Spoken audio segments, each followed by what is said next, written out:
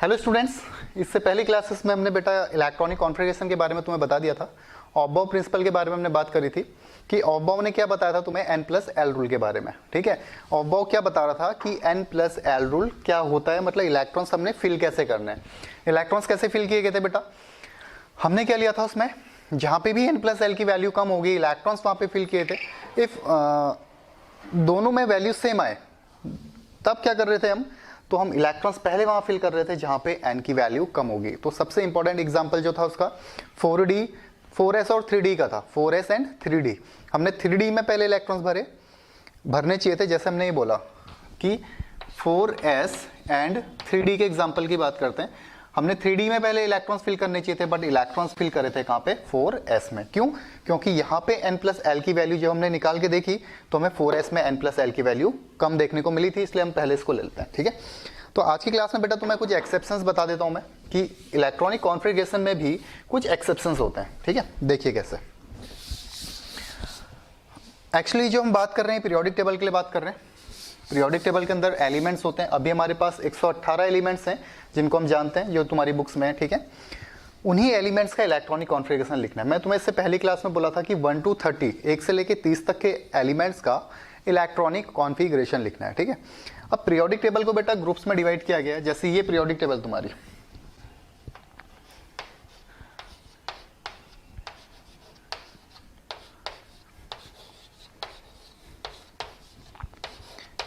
ये है S block का पहला ग्रुप। ठीक है, ये सेकंड ग्रुप आता है,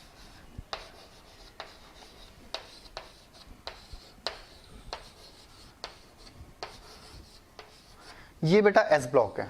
हमने बोला जो भी पीरियोडिक टेबल, मतलब पीरियोडिक टेबल की जब हम बात करते हैं तो पीरियोडिक टेबल को कैटेगराइज किया गया है उसके ब्लॉक्स के अकॉर्डिंग, मतलब S, P, D and F. तो ये पहला ब्लॉक है जिसको हम बोलते हैं एस ब्लॉक। ठीक है, ये पहला ब्लॉक है बेटा जिसको बोला जाता है एस ब्लॉक। देन आता है डी ब्लॉक।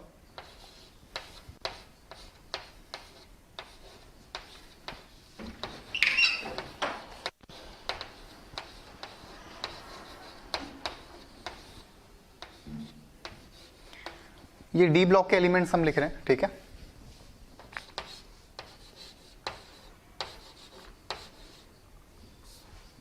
इसी की हमें जरूरत है यहां पे।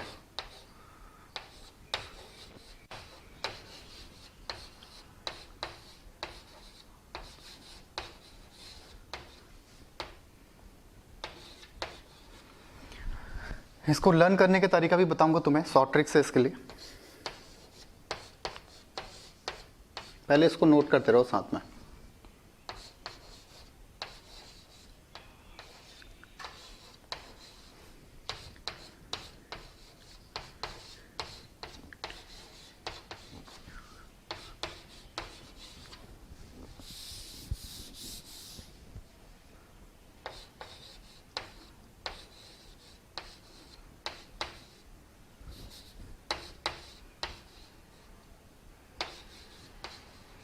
ये डी ब्लॉक है बेटा। ठीक है, तो हमने बोला ये एस ब्लॉक है, ये आता है तुम्हारे डी ब्लॉक के अंदर। ठीक, पी ब्लॉक में नहीं लिख रहा हूं यहाँ पे, वैसे पी ब्लॉक भी बता दूंगा तुम्हें। पी ब्लॉक के अंदर आती है boron, carbon, nitrogen, oxygen, fluorine और नियॉन फैमिली आती है। बट जो इंपॉर्टेंट है, जो आज हम इलेक्ट्रॉनिक कॉन्फ़िगरेशन का एक्सेप्शंस देखने वाले हैं, वो यहाँ पे बेटा एक्सेप्शंस यहाँ पे देखने को मिलेंगे तुम्हें। देखिए कौन कौन से एक्सेप्शन होते हैं। जैसे हमने बोला स्कैंडियम का इलेक्ट्रॉनिक कॉन्फ़िगरेशन लिखो। स्कैंडियम का एटॉमिक नंबर कितना है बेटा, 21। ठीक है, तो इलेक्ट्रॉनिक कॉन्फ़िगरेशन लिखो 1s2, 2s2, 2p6, 3s2, 3p6, 4s2, 3d1। देखो एटॉमिक नंबर 21 है, तो ये नंबर्स जब इलेक्ट्रॉन्स तुम काउंट करके देखोगे, ये भी तुम्हें कितने मिलने वाले हैं, 21। तो ये इलेक्ट्रॉनिक कॉन्फ़िगरेशन हो गया बेटा स्कैंडियम का। बट इसमें कुछ एलिमेंट्स ऐसे हैं डी ब्लॉक के अंदर, जब हम बात करते हैं इलेक्ट्रॉनिक कॉन्फ़िगरेशन की, तो डी ब्लॉक के अंदर कुछ एलिमेंट्स ऐसे हैं जहां पे हमें एक्सेप्शन देखने को मिलते हैं, मतलब जो नॉर्मल इलेक्ट्रॉनिक कॉन्फ़िगरेशन है उससे दूसरे। देखिए कौन कौन से, ये हम पढ़ेंगे पीरियोडिक टेबल में, पीरियोडिक टेबल को। बट अभी मैं तुम्हें बता रहा था कि कौन कौन से ब्लॉक्स में डिवाइड किया है, इसलिए मैंने लिख दिया। इसको हटा देता हूं मैं। ठीक है,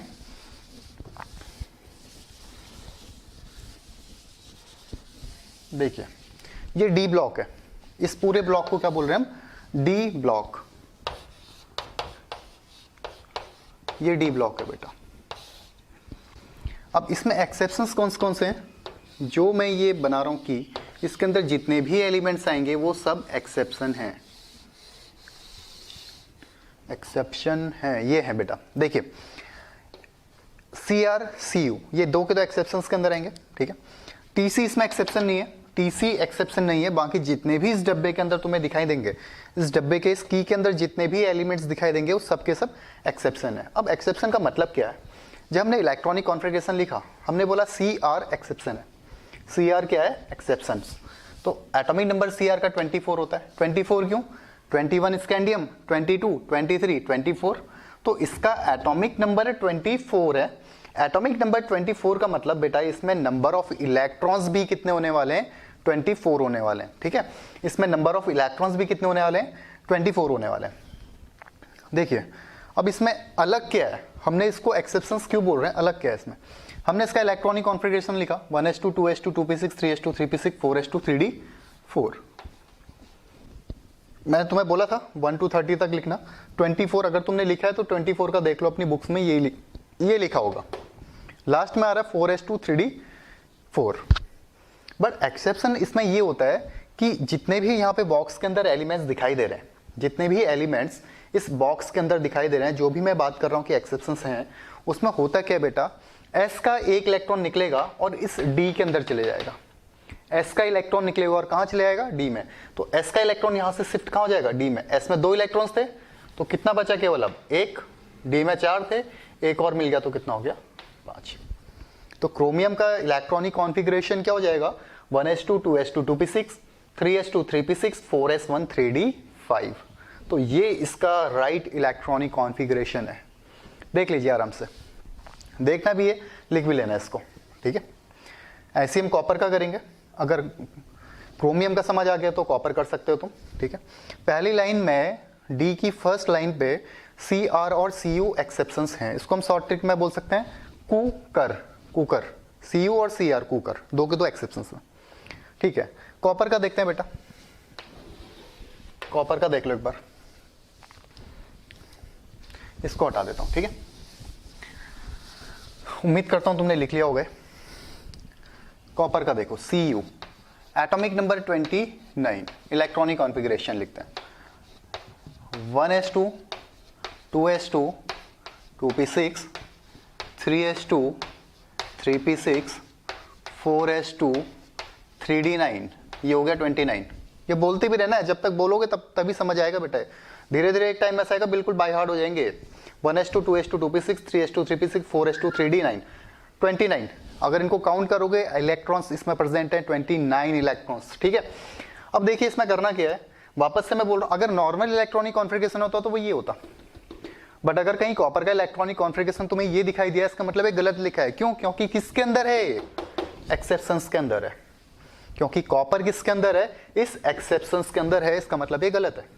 तो होना क्या है यहाँ पे, S का एक इलेक्ट्रॉन मूव हो जाएगा D में, S का एक इलेक्ट्रॉन यहाँ से D के अंदर चले जाएगा, ठीक है। तो क्या हो गया? 4s1 3d10।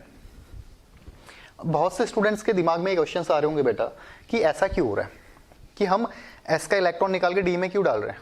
तो ये दिखाया गया था कि अगर कोई हाफ फील्ड रहेगा या फुली फील्ड रहेगा, मैंने बताया था डी में हाफ फील्ड कब होगा? डी जब डी में कितने इलेक्ट्रॉन्स प्रेजेंट होंगे? 5, इसका मतलब हाफ फील्ड है। डी में अगर 10 इलेक्ट्रॉन्स प्रेजेंट है, इसका मतलब वो फुली फील्ड है। अगर कोई ऑर्बिटल हाफ फील्ड है और फुली फील्ड है, दोनों ही कंडीशंस में वो स्टेबल है, इसलिए हमने यहाँ से इलेक्ट्रॉन निकाल के इसमें डाला, इसका मतलब है स्टेबल हो गया। तो ये तुम्हारे एक्सेप्शन है कॉपर क्रोमियम। सेम चीज इनमें भी हो जाएगा। मैं तुम्हें बोल रहा हूँ TC एक्सेप्शंस नहीं है, इसको उतार लेना, इस पूरे को बना लेना, ठीक है।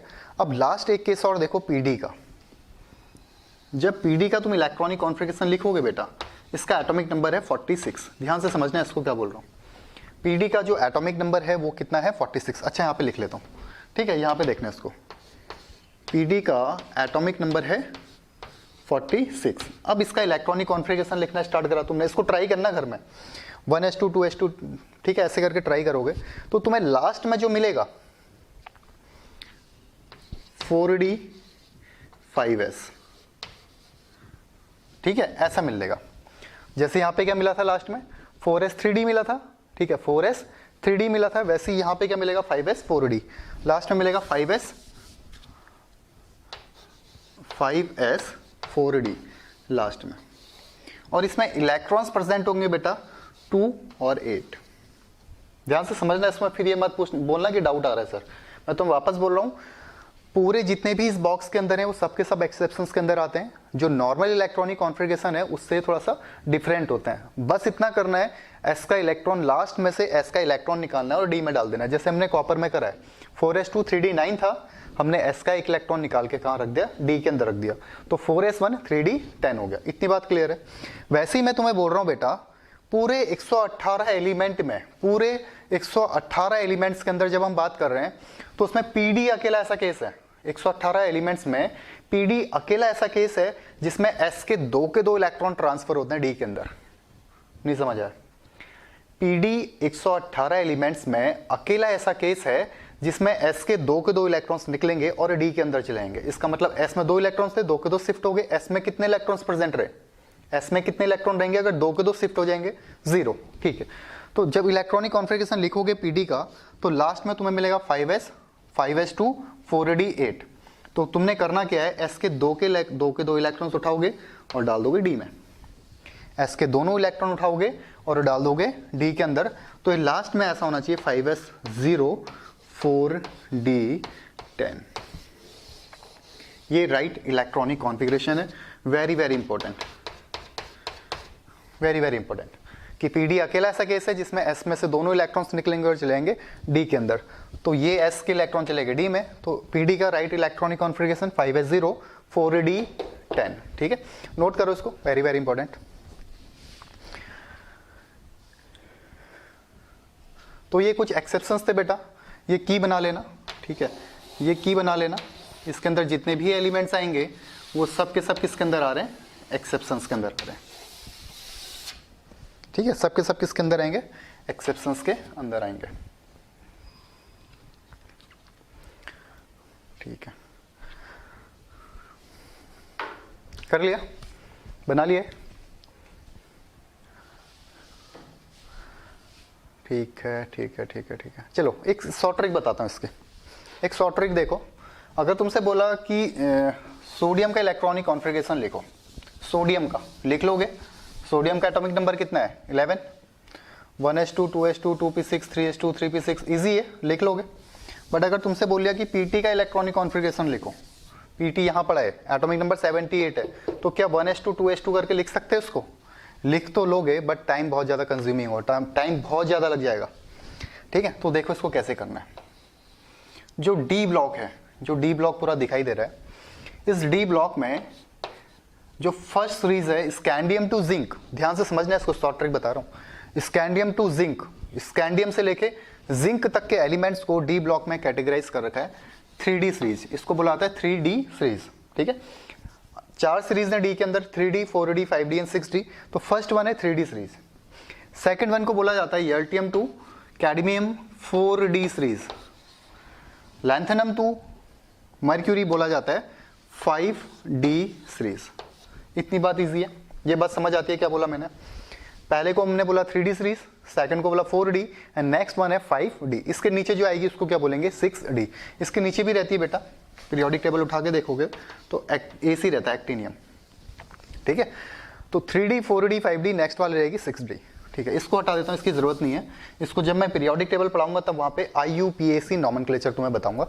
तो इसको देखो पहले, स्कैंडियम टू जिंक 3D, यर्टियम to CD 4D, La to Hg mercury तक 5D। अब तुमने कुछ भी नहीं करना है, तुम अगर इलेक्ट्रॉनिक कॉन्फ़िगरेशन लिख के देखोगे, अपनी कॉपी में लेके बैठे हो, अभी देख लो खोल के फटाफट से। जैसे तुमने बोला कि स्कैंडियम का इलेक्ट्रॉनिक कॉन्फ़िगरेशन लिखो, किसी का भी लिख लो, स्कैंडियम टू जिंक कुछ भी लिख लो, तो क्या हो जाएगा? 1s2 2s2 2p6 3s2 3p6 4s2 3d1। ठीक है, तो स्कैंडियम से जिंक में जब तुम इलेक्ट्रॉनिक कॉन्फ़िगरेशन लिखोगे तो बेटा तुम्हें लास्ट में हमेशा क्या मिलेगा? 3D के साथ 4s। 3D लिखा है तो 3D के साथ में क्या मिलेगा तुम्हें? 4s। यर्टियम टू कैडमियम, इस लाइन में अगर देखोगे तो तुम्हें 4D के साथ 5s मिलेगा बेटा, और लैंथेनम टू मर्क्यूरी देखोगे तो 5D के साथ 6s मिलेगा लास्ट में जो मिलेगा। ध्यान से समझना है इसको, बिल्कुल बहुत इजी चीज बता रहा हूँ। स्कैंडियम से लेके जिंक तक लास्ट में तुम्हें मिलेगा 3d के साथ 4s। क्यों 3d क्यों बोल रहे हैं? क्योंकि इसको हमने कैटेगराइज कर रखा है, स्कैंडियम वाली सीरीज को 3d बोलते हैं, एर्टियम को 4d बोलते हैं, लैंथेनम को 5d। तो 3d के ठीक आगे लिख लेना 4s, 4d के आगे 5s, 5d के आगे 6s। ठीक है, अब तुम्हें पता होना चाहिए इसका एटॉमिक नंबर। जैसे तुमसे पूछा स्कैंडियम का इलेक्ट्रॉनिक कॉन्फ़िगरेशन बताओ, ठीक है, स्कैंडियम का इलेक्ट्रॉनिक कॉन्फ़िगरेशन बताओ। ये बहुत ज्यादा इंपॉर्टेंट है जब 12th क्लास में कोऑर्डिनेशन कंपाउंड पढ़ने जाओगे। कोऑर्डिनेशन के अंदर कोऑर्डिनेशन कंपाउंड जब पढ़ने जाओगे बहुत ज्यादा इंपॉर्टेंट है, तुम्हें पता होना चाहिए कि इलेक्ट्रॉनिक कॉन्फ़िगरेशन क्या है with in second. Atomic number 21, कुछ भी नहीं करना है, 2 और 1 लिख दो यहाँ पे, ठीक है, सॉरी 2 1, ये हो गया। स्कैंडियम का एटॉमिक नंबर कितना है? 21, लिख दो यहाँ पे 21, यही है देखो 21। इसके बाद अगर तुमसे पूछा टाइटेनियम का बताओ तो आएगा तो यही, स्कैंडियम से जिंक तक लास्ट में 4s 3d रहेगा, तो 4s 3d लिखो। 22 है तो लिख दो 22। एर्टियम 23, क्रोमियम 24 नहीं होगा, क्यों? क्योंकि एक्सेप्शन है, तो यहां से इलेक्ट्रॉन्स निकलेगा 1 और यहां पे चले जाएगा 5, 25।